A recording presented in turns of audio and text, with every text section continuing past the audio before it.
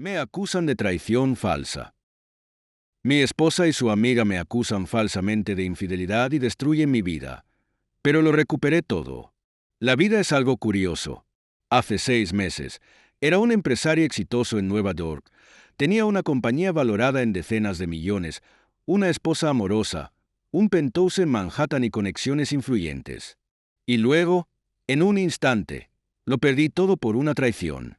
Me calumniaron, destruyeron mi reputación y me quitaron todo lo que había construido durante años. Pero ¿saben qué? Ahora estoy de vuelta. Y mi venganza fue dulce. ¿Cómo empezó todo?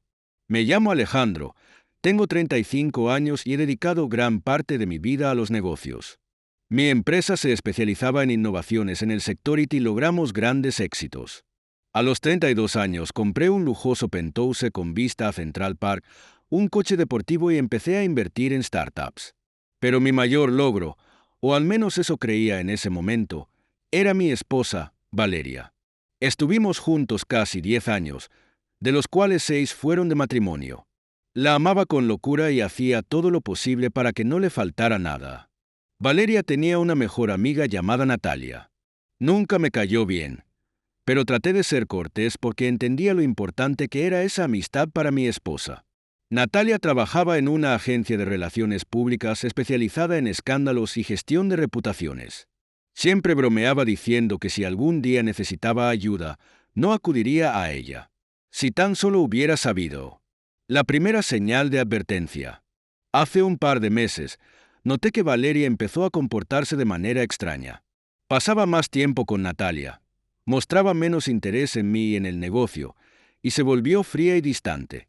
Pensé que era estrés o simplemente un mal momento, pero luego comenzaron las conversaciones extrañas. ¿Y si me traicionaras, qué harías? Me preguntó un día. ¿Qué? Nunca haría eso. Pero si lo hicieras. Te amo y siempre te he sido fiel. Respondí sinceramente. Asintió pensativa, pero ya sentía que algo iba mal. Y luego me apuñalaron por la espalda. La acusación y la caída. Estaba en la oficina en el centro de Nueva York cuando me llamó mi abogado. Su voz sonaba tensa. Alejandro, necesitas venir a la sede principal de inmediato. Hay problemas. Cuando llegué, varios empleados me miraban con rostros serios. Sobre la mesa había una tableta con un correo electrónico abierto. Lo leí y no podía creerlo. Me acusaban de infidelidad, acoso y conducta inmoral. Había capturas de pantalla de supuestas conversaciones mías con una secretaria, mensajes explícitos y fotos de un hombre parecido a mí abrazando a una mujer en un hotel de lujo en Manhattan. Sentí que la sangre se me congelaba. «Esto no soy yo», exclamé. «Es una falsificación». Pero ya era demasiado tarde. Valeria había actuado primero. Envió este comprometedor material a mis socios, inversionistas e incluso a periodistas. Horas después, los medios publicaban titulares como «Escándalo. CEO de empresa es acusado de infidelidad y acoso». Intenté defenderme, pero la información se esparció demasiado rápido. Los inversionistas retiraron su dinero, las acciones de la empresa cayeron un 40%. Mis abogados descubrieron que todas esas pruebas eran falsas, pero ya no importaba. A la gente no le interesa la verdad, solo el escándalo. 3 semanas después, perdí la empresa. Me obligaron a vender mis acciones por una miseria. El banco congeló mis cuentas. Luego, Valeria pidió el divorcio y reclamó la mitad de mi patrimonio. Y lo consiguió. Me quedé sin trabajo, sin empresa y sin casa. Solo tenía algo de efectivo, suficiente para alquilar un pequeño departamento en Brooklyn. Descubriendo la verdad. Estaba destrozado. Pasé semanas solo, tratando de entender cómo mi vida se desmoronó tan rápido. Y entonces, mi viejo amigo Javier me llamó. «Hermano, tengo algo que mostrarte», dijo. Trajo su laptop y me mostró una conversación entre Valeria y Natalia. Esas idiotas ni siquiera se molestaron en borrar las pruebas. Hablaban sobre cómo fabricar las pruebas falsas. Resultó que la foto del hotel fue creada con deepfake. Pusieron mi cara sobre la de otro hombre en un vídeo. Las conversaciones fueron generadas en una cuenta falsa y luego filtradas a través de una fuente anónima. ¿La razón? Dinero. Valeria quería quedarse con la mitad de mis bienes y Natalia quería arruinarme por haber rechazado contratarla en mi empresa. Así de simple. 10 años de matrimonio destruidos por avaricia. Resurgimiento y venganza. No iba a rendirme. Busqué a algunos viejos inversionistas y los convencí de financiar una nueva empresa. Usé los contactos que me quedaban para formar un equipo y lanzar una nueva startup. Fue un trabajo infernal, pero volví a crecer. 6 meses después, mi nueva empresa despegó. Creamos un servicio innovador que rápidamente se hizo popular. Contraté a los mejores abogados y comencé a atacar legalmente a mi exesposa y su amiga. Cuando reuní suficiente dinero, los demandé por difamación y fraude. Natalia, como cómplice, también quedó involucrada. En el juicio, presenté todas las pruebas de su conspiración. No solo se desestimaron las falsas acusaciones en mi contra, sino que Valeria tuvo que pagarme una gran suma en compensación. Natalia perdió su empleo. Su agencia se negó a seguir trabajando con ella por haber sido descubierta fabricando escándalos. Valeria intentó mantener su estatus social, pero su reputación quedó arruinada. ¿Y un año después, mi nueva empresa valía $100 millones. Compré un penthouse aún más lujoso en Manhattan y un nuevo auto de lujo. Y sí, comencé a salir con una mujer que jamás me traicionaría por dinero. Lección. ¿Cuál es la moraleja de esta historia? Vivo en un barrio industrial gris, donde las chimeneas de las fábricas escupen humo espeso día y noche. Cada día me levanto antes del amanecer, me lavo la cara con agua helada, bebo rápidamente un té fuerte, me pongo la chaqueta y salgo hacia el taller. El trabajo es duro, sucio, pero no me quejo. Así viven todos a mi alrededor y lo consideraba normal. En la fábrica, entre el calor del metal fundido y el estruendo de las máquinas, pasaba la mayor parte de mi vida, imaginando un futuro mejor que parecía siempre fuera de mi alcance. Mi esposa, Alina, era mi completo opuesto. Delicada, soñadora, siempre decía que había nacido en el lugar equivocado. No entendía cómo alguien como yo podía conformarse con una vida tan monótona, sin ambiciones ni sueños de grandeza. Yo la amaba con locura, aunque a veces sentía que me miraba de una manera distante. Pero alejaba esos pensamientos inquietantes. La familia es lo más importante, y yo creía que nuestro matrimonio era fuerte como el acero que fundía en la fábrica. Pero la vida tenía otros planes para mí. Una noche volví a casa más temprano de lo habitual. El jefe nos dejó salir antes por fallos en el suministro eléctrico. Entré en el apartamento y de inmediato sentí que algo estaba mal. El aire estaba impregnado con un dulce aroma a perfume caro, uno que Alina definitivamente no tenía. Mis instintos se pusieron en alerta. En la cocina, mi esposa estaba sentada, claramente nerviosa, y junto a ella había un teléfono que nunca había visto antes. Lo tomé, pero la pantalla se apagó de inmediato. Tenía un código. Alina me lo arrebató de las manos y dijo bruscamente: «Es de una amiga». Pero en la pantalla alcancé a ver un nombre: Daniel. No conocía a ningún Daniel en su círculo. Mi corazón se encogió con una sensación desagradable, pero no hice un escándalo. Solo me lavé las manos con cansancio y me senté a la mesa. Mi cabeza latía con ansiedad. Los siguientes días fueron una tortura. Alina empezó a salir más seguido. Llegaba tarde y evitaba mirarme a los ojos. La duda se instaló en mi mente como un parásito. Hasta que una noche, cuando se suponía que tenía turno en la fábrica, decidí seguirla. La vi entrar a un bar elegante, muy lejos de nuestro barrio.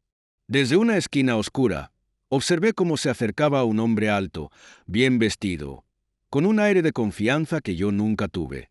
Sus manos se tocaron con una intimidad que me destrozó el alma. Se inclinó y la besó, y ella no se apartó. Algo dentro de mí se rompió en 1000 pedazos. No confronto a Alina esa noche. En cambio, pasé horas caminando sin rumbo, preguntándome en qué momento mi vida había tomado este camino. Me sentí pequeño, insignificante, pero también supe que no podía seguir así. Después de que resolví el asunto con Daniel y eché a Alina, me di cuenta de que ya no quería seguir en esta vida de rutina y traición. Tenía que cambiar algo. Empecé a leer sobre negocios y economía. Usaba cada momento libre para aprender, para buscar oportunidades. Un día, Durante un turno, mi viejo amigo Sergio me habló de una nueva empresa que buscaba inversionistas. Era un proyecto arriesgado, relacionado con el reciclaje de chatarra, pero tenía algunos ahorros y decidí arriesgarme. En lugar de seguir perdiendo años en la fábrica, invertí en este negocio. Los primeros meses fueron un infierno. Apenas dormía. Pasaba días completos negociando con proveedores y clientes.